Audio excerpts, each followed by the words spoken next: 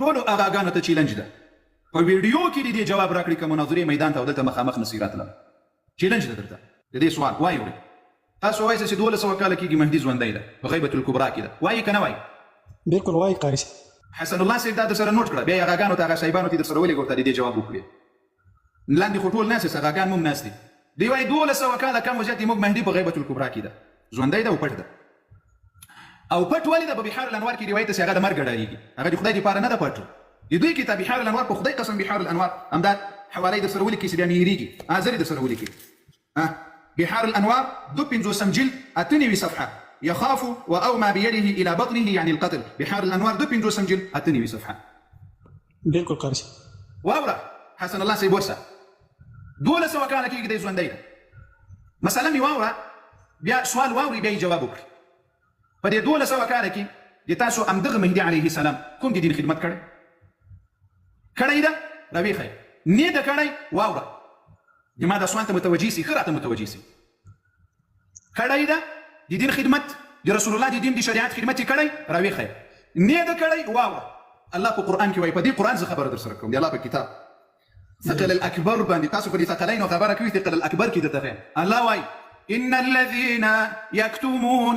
ما أنزلنا من البينات والهدى من بعد ما بيناه للناس في الكتاب الله وایي ما چې څه شی نازله کړي دي بما د دین سي یوه مسأله یو حکم چا پټ کړل فأولئك إن الذين يكتمون ما أنزلنا من البينات والهدى من بعد ما بيناه للناس في الكتاب أولئك يلعنهم الله ويلعنهم اللاعنون الله وایي چا چې د دین یوه مسأله پټه کړه چا چې د دین یو حکم پټ کړل په ده باندې د الله لعنت ده د ملایکو لعنت ده د انسانانو لعنت ده او د پیریانانو لعنت ده د لعنت کوونکو لعنت ده په 1200 کاله کې دغه مهدي علیه السلام کوم د دین یوه مسأله بیانه کړې ده الله اکبر آیا رب جل وعلا لعنت ورباندې ویلی که نه ده ویلی د رب خو په قرآن کې وایي چې څوک إن الذين يكتمون هغه کسان چې پټوي ما أنزلنا من البينات والهدى من بعد ما بينا لما د قرآن و د دین و د شریعت یوه مسأله چې څوک پټوي په دغه انسان لعنة الله والملائکة والناس أجمعين أولئک په دغه کسانو باندې چې دا څوک د دین مسائل پټوي یا الله لعنت ده د رسول الله لعنت ده د انسانانو د ملایکو د پیریانو د ټولو لعنت ورباندې آیا د تاسو مهدي چې تاسو یې 1200 کاله کېږي ژوندی ده کومه مسأله د دین بیان کړې ده یوه مسأله د دین راوښیسته دلته رب وایي وایي که د یوه مسأله پټه کړه د ما لعنت ته در باندې نو ده خو ټول قرآن ورسره وړی پټ کړی دی د تاسو کتابونه وایي بالکل قاري صاحب همداسې د دې سوال جواب ته زه درته انتظار یم مړو ژوندو ته د دې سوال جواب راکړي ما په دې ځای کې یو بل سوال هم کړی د مسلمانانو ذهن اوس بیا ورباندې خلاص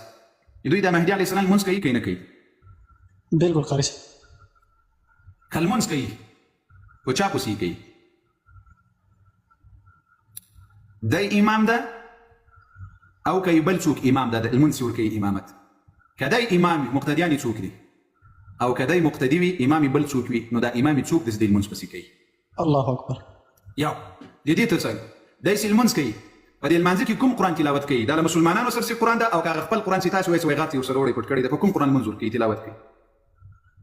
ښه راته متوجه سي بل پیغمبر علیه الصلاة والسلام وایي څوک چې څلوېښت ورځې مسجد ته لاړ نه سي په بعضې روایاتو کې راځي دا تاریک د مسجد ده یعنې تاریک د مسجد لپاره څومره وعید په شریعت کې راغلي دي وایي کور یې ور وسوځویه دی په کوم مسجد کې لمونځ کوي که چیرې مسجد کې لمونځ نه کوي ولې نه کوي ایا خپل ځان ته مسجد جوړ کړی ده که نه ده جوړ کړی دا څو خبرې هغه خبرې دي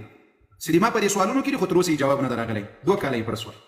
اوس ګورې دې هر وځای کې چې د دوی اغاګانو سره مخامخ سي وایي د ابوبکر و د عمر و د عائشې و د عثمان اسلام راته ثابت کړي وایي که نه وایي بالکل همداسې وایي قاري صاحب موږ ورته وایو چې راسه مخامخ راسه چې درته ثابت یې کړم